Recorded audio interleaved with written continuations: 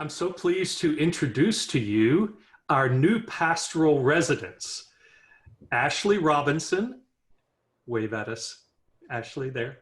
Okay. And Jenna Sullivan. We're so pleased to welcome you. Do you realize that you are the 19th new class of residents at Wilshire? It's a remarkable thing, looking back at the wonderful opportunity we've had to work with young ministers. And we're so glad to welcome you both in this program. And you'll be joining, of course, Lee Curl and Leanna Coyle-Carr. And so let's just get right to it. And Ashley, I think people would be interested to know a little more about your sense of calling to be a pastor, because it's happened a little differently from the way many others have, in that you didn't just jump from college straight to seminary and say, okay, I know I want to be a pastor, that sort of thing. It took you a little longer to get to that, and you recently graduated from Central Baptist Theological Seminary in Kansas City, which is, you are the first pastoral resident from that seminary. So we've had a lot of different schools, and we're delighted to have you, but you did some other things during the intervening years. How did the experiences that you had in other places and ways between your college years and seminary help you to discern your call and shape your pastoral identity? Yeah, so I feel in a way, I feel like a bit of a wanderer. For several years, I was a musician. I will always be a musician, but I was a singer. I got my undergrad in music therapy and then in performance. So there I grew a great love for music and worship planning, and really a deep appreciation for musicians and what goes into worship planning and preparation for worship. I also found an amazing community in musicians. And then I spent a great deal of time in the nonprofit world. And I found a great love of details and budgets. I love a budget. Well, now, okay. That's Which not something you hear from a lot of pastors, believe me. I do. I find that God The is... lay people are celebrating right now, by the way. Finally, a pastor who loves budgets. Yes. God is even in the details. Yes. The holy is in the details, line by line.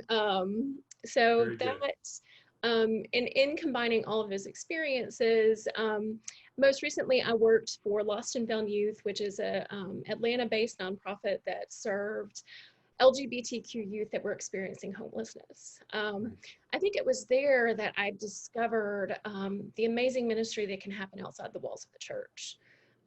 Those individuals were truly seeking community. They were seeking love. They were seeking basic needs first and foremost. And so many times I saw the image of God in these people. And so all of these things helped shape my calling. Jenna, you grew up in a church that we like to say is sort of a sister Baptist church. And what we've come to realize is that some sisters are closer than others, right? And so Second Baptist Church in Little Rock, Arkansas was where you grew up. And during part of the time you grew up there, Matt Cook, who is a member of our church now, was the pastor of that church. So I wonder if you have some reflections on your experiences at Second and what you see in Wilshire and what you anticipate in terms of some of the kindred spirit qualities of the churches. Yes, that's such a great question. You know, Matt has been telling me to do this program for a few years now. And so I think he'll be glad to know that I finally listened and took his advice. I had so many great experiences at Second, and it was such a formative period of my life. They were so nurturing to my gifts. And so I'm really looking forward to getting to know Wilshire people, because I think that there's a similar vibe. There's a similar openness and warmth and hospitality. And it's those kind of connections that make me love church and make me want to do this work. And so I think there's also some common friends that we have and among the circles. And both really churches that are being bold and loving in really radical ways in the CBF network. So I feel lucky to have connections in both circles.